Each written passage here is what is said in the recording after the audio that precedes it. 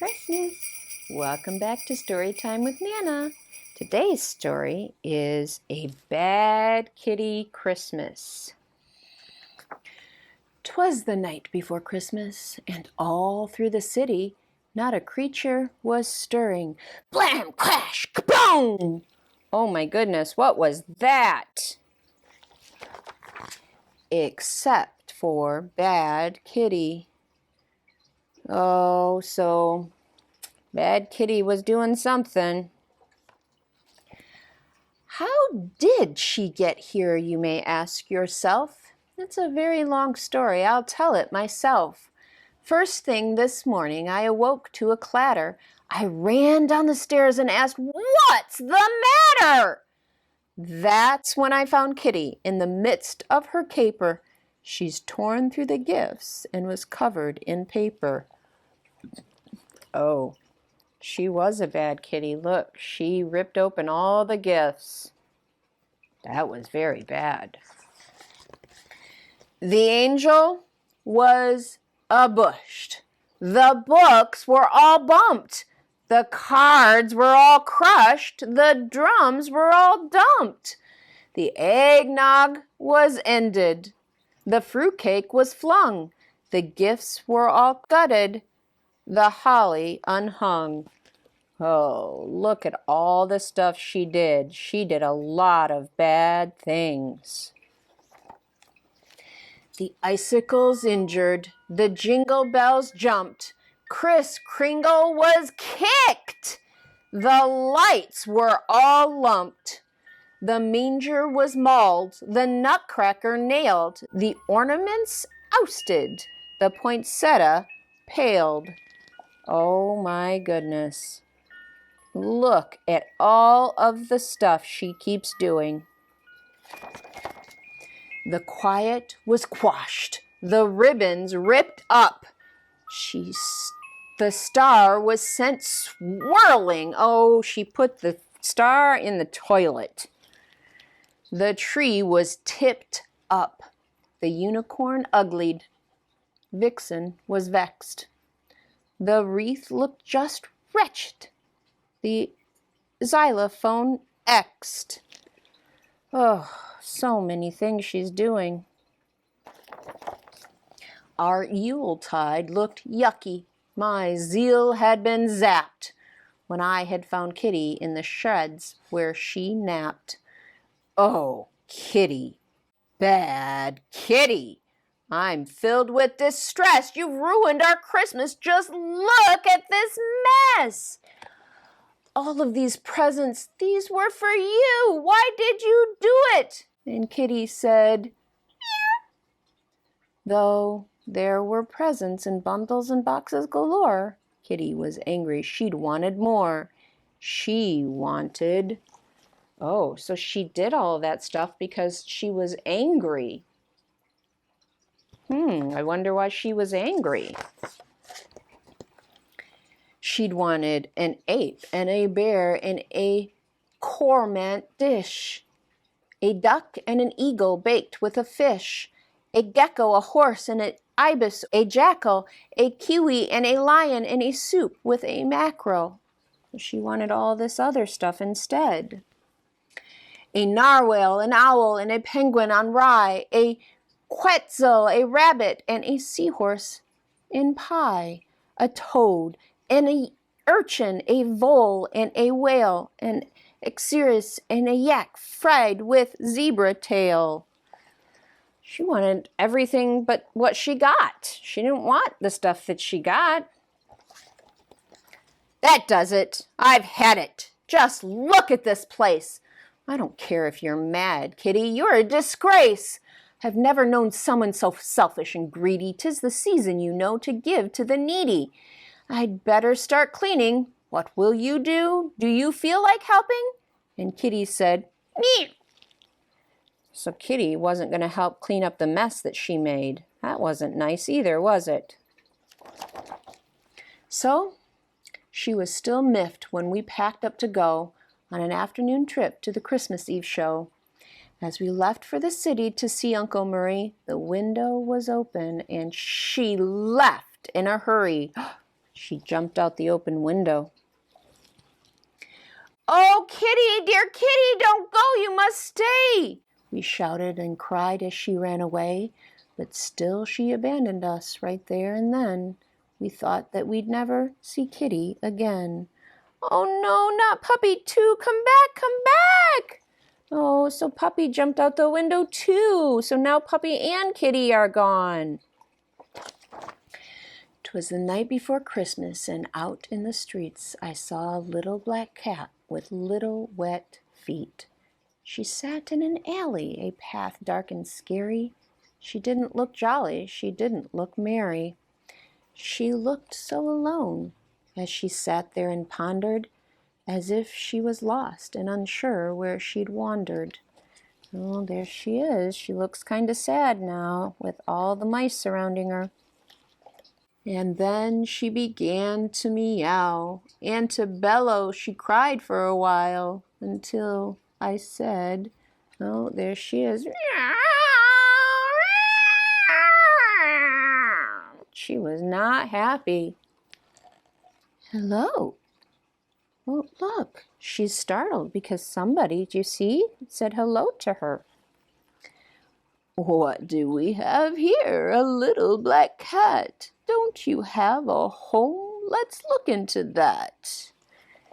Oh, so she's trying to help her find her home. There, little cat, it'll all be all right. You shouldn't be out on this cold, wintry night.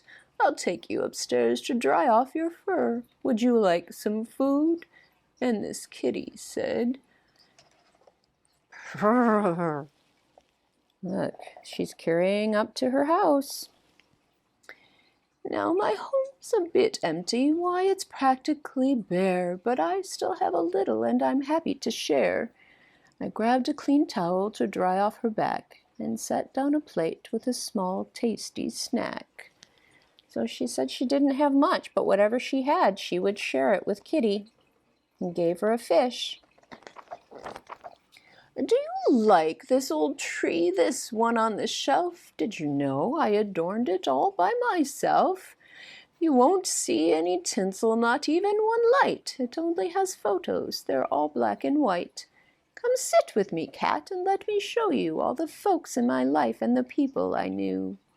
Here is my Aunt Agnes with my brother Bobby, with her cousin Clancy and his daughter Dotty. That's Edgar and Adler with his father Frank, next to Grandmother Gail and my husband Hank. Oh, so instead of putting Christmas ornaments on her Christmas tree, she put pictures of people she knew on her Christmas tree. That's a cool idea. These are my in-laws, Ike and Ionia, with their two juveniles, John and Joanna. They each had a kid, Kendra and Kin, and the lineage goes on with Landra and Lynn. Here's my mother Marge, with her lovely niece Nan, with her offspring Oscar and her partner Pam.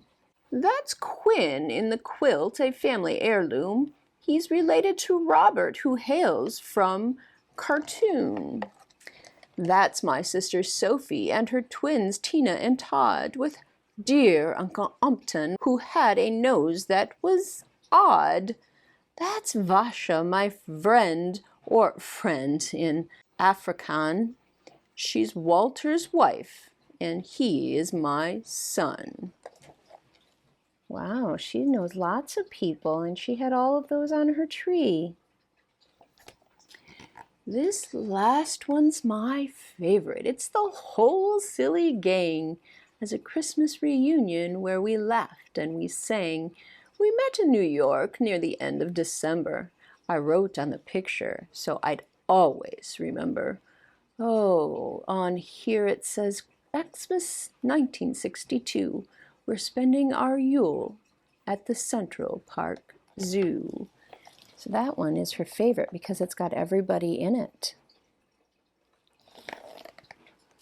This cat looked entranced while I patted her fur as she stared at each picture there before her. You should know, cat, that I'm still quite content with only this tree that looks slightly bent. I may not have jewels or a car or a yacht, but I still have my memories, and that's quite a lot. So she was very happy, even though she didn't have much. She was very happy with what she had. Little cat, this is what Christmas should be. It's not about stuff from a big spending spree. It's not about presents all over the place. It's not about food or stuffing your face. Like Hanukkah, Kwanzaa, and Eid, you see, Christmas is all about family. Home's where the heart is, that's what they say. So I'll bet your poor heart feels miles away. Don't fret, little cat, wipe off that tear. If we can't find your home, then you can stay here. But I could tell she was homesick, she wanted more. And that's when we heard a scratch at the door. So she was being nice and said if she couldn't find Kitty's home, Kitty could stay with her. But they heard a scratch at the door. What do you think it could be? Again. Look, it was the puppy dog. There's someone to see you, you lucky black cat. I think that he knows where your home is at. Like a furry black flash, she flew out the door. She was moving so fast she did not touch the floor. So I guess you'll be leaving, I said with a sigh. I'm so glad I met you. Tell your folks I said hi. So Kitty went home with Puppy. So I sat in my chair and I put my tree in my lap and I settled myself for a long winter nap. I was happy to know she had a home of her own. Too bad I'd be spending my Christmas alone. Oh, look. She's kind of sad because she had to spend Christmas alone. She didn't have anybody there to spend it with her. But just when I started to slumber and snore again, I heard scratching at my front door. This cat came back like she had something to do. What do you want? And Kitty said, "Mew too." Oh, so the kitty came back to say something to her. 'Twas the night before Christmas. We were filled with regrets as we sat in our seats missing our pets. The house seemed so empty without them around. I wished and I hoped they were both safe and sound. Then unto the door there arose such a knock, I sprang from my chair, from the sudden I shook. So they were sad because they didn't have their pets home, but they heard a knock at the door. When what to my wandering eyes should appear but a kitty and puppy and a lady most dear. They're home, they're home, Christmas is safe, welcome home, kitty. I hope you behave. And thank you, dear lady, for bringing them back.